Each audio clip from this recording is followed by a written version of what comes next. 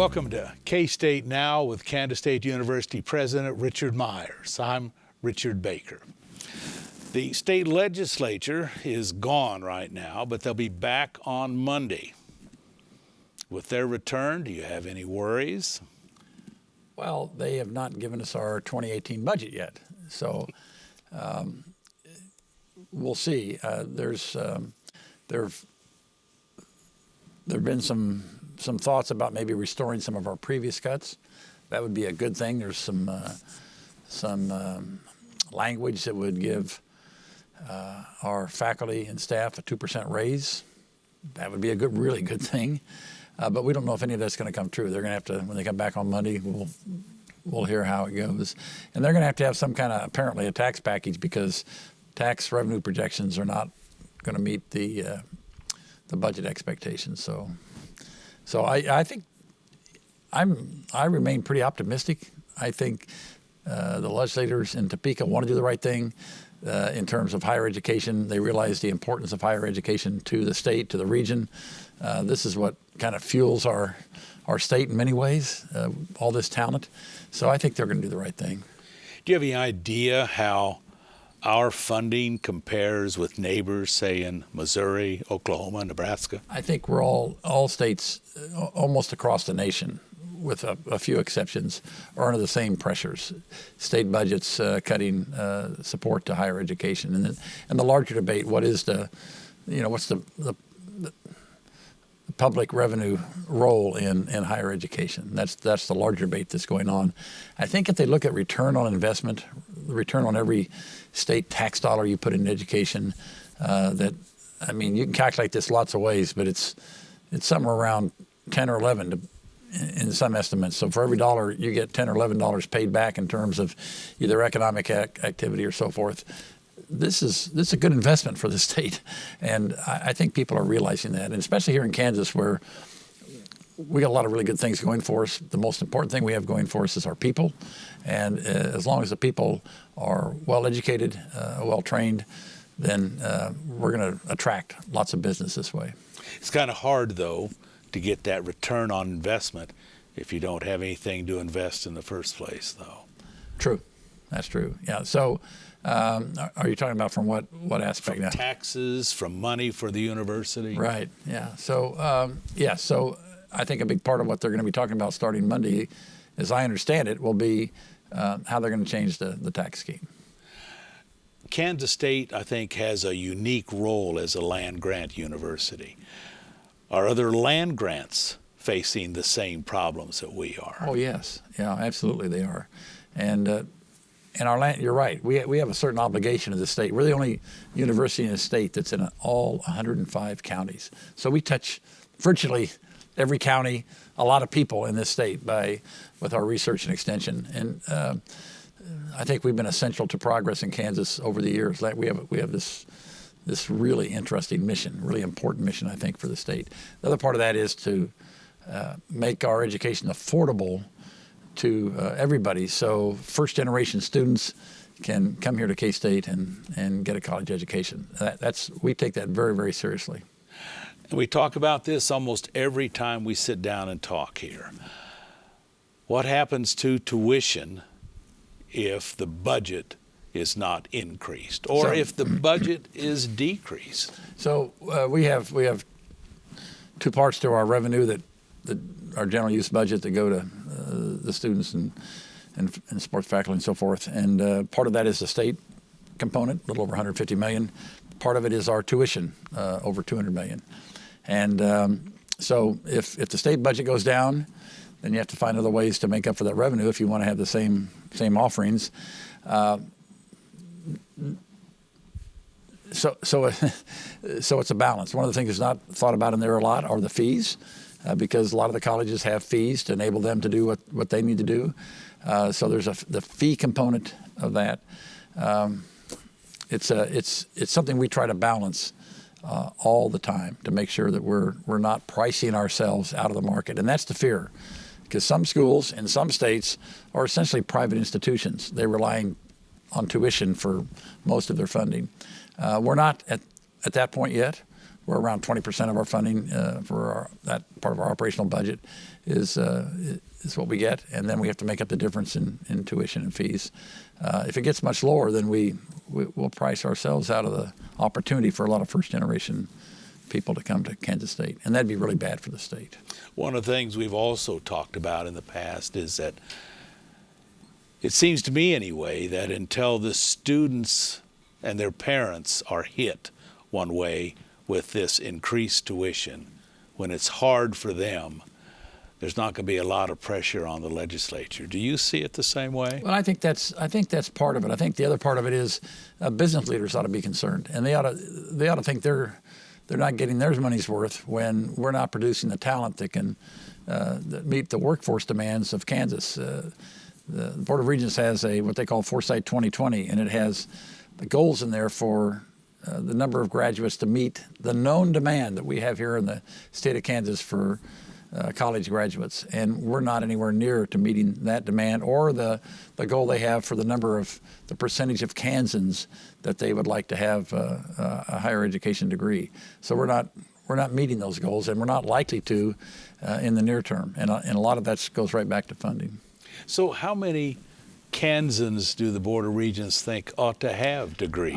So this is let me say the number, and I'm going to put an asterisk by it. It says this is as I remember reading it on the page, but I think it's like a little over 60% that they think ought to have some form of higher education. So it can be an associate degree, it can be a bachelor's degree, it can be a certificate for that matter, but that have to have some form of higher education, and we're not meeting that today. Do you have any idea what percent we have right now? No, I'd have to go back and look. There's a lot of numbers, and I just can't remember them all, but. Now the Regents we in can do their it on meeting, a future program if you want to, and I'll bring them in and we'll talk about that. Okay. The Regents in their recent meeting were looking at a number of different things. Part of it was what universities were wanting in the future, what maybe could be afforded, and that sort of thing. What did Kansas State put before the Regents? What we have before them right now is where we would like some help is with our geosciences program. Geosciences program is in one of our oldest buildings, Thompson Hall on campus. It's not too far from Nichols, the old Nichols Gymnasium, Nichols, and they're out of research space. And geosciences is important because it deals with energy, which is part of one of the three big ones in our state for GDP, and water, which is one of the issues we, of course, have particularly in western Kansas. So it's important we are able to do research around those areas. It's also a career field that is growing, so we're not producing enough graduates to meet demand. So we need to renovate the classroom space in Nichols and Thompson, and then build some new research facilities. And we have that in front of the legislature some of that will be done with philanthropy, some of it will be with bonds that will be backed by the state. The Regents also did some work with some changes in their regulations concerning the military and concerning out-of-state students. Is K-State have a role of any kind in those changes? Well, in terms of the military, we're pretty low-key about how we deal with our veterans, but we're very aggressive out of the public limelight. I think it's about 14% of our students are veterans, and a larger number are military-related spouses or children of military members and so forth. So we have a large population that kind of comes from the military, if you will, and we have great programs, I think, for them. Tomorrow we're going to cut the ribbon on the new Veterans Center over in the Student Union after the Student Union renovation. So we've got the head of the VFWs coming in from Washington, D.C. We've got other groups that are going to recognize the fact that K-State is a leader when it comes to taking care of our veterans, making sure they are accommodated properly here, and because they're a little different type of student in many cases, and we have to take care of some of the things that they need. We had an incident on campus here recently with the posting of an anti-Semitic poster. Mm-hmm. What do you do about something like that? So I think you have to be prepared that those incidents will happen. What we did is, as soon as it reported, the poster came down, and I wrote a letter to campus this morning in K-State Today, talking about our principles of community and that this was not consistent with that, and that the wider campus, that we find this disgusting, frankly. So, but can you stop it? No, you can't. We're an open campus. It was determined that the poster was not. This was not a hate crime or anything like that. We looked at that from that angle. It was just a disgusting poster that was clearly showed a lot of prejudice. And you just got to remind people that we're bigger than one-time incidents. Frankly, we've got a body of work and a body of history here that makes us. We should be bigger than that. So what happens if it turns out this was a Kansas State student that posted this? Well, we can. It's free speech. So you can admonish them and say this. It's inappropriate. You're not following our community principles, which are not enforceable by law for sure. But there are principles that 99% of K-Staters abide by. But on campus, the First Amendment protects things like this. That's the country we live in. We're able to say what we want to say. I've seen some controversies elsewhere around the country concerning what students say and do on campus. We don't seem to have that problem, or if we do, it's not very big. What makes the difference? Well, I think, I've thought about this. Could something like that happen at K-State? Could have, something, but generally, here in the Midwest, I think sort of our upbringing, our sort of practical outlook on life allows us to, and our general respect for other people sort of guides us away from that kind of behavior. Could it happen? Yes. And it's interesting because, if you're denying somebody the right to speak, which many of these are around speech, it's unfortunate because that's fundamental to our democracy, the right to disagree. And hopefully we're educating people here at Kansas State that can critically think about the issues and come to their own conclusions.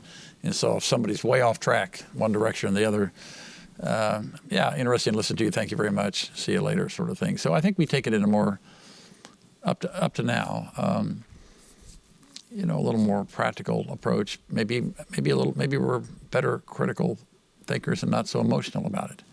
I don't know. But it could happen, and we just have to be careful. We don't want that kind of stuff to happen here at Kansas State University. It doesn't add to the education component of our student body, and that's what we're here to do. Okay. Thank you very much. Thank you. This has been K-State Now with University President Richard Myers. I'm Richard Baker.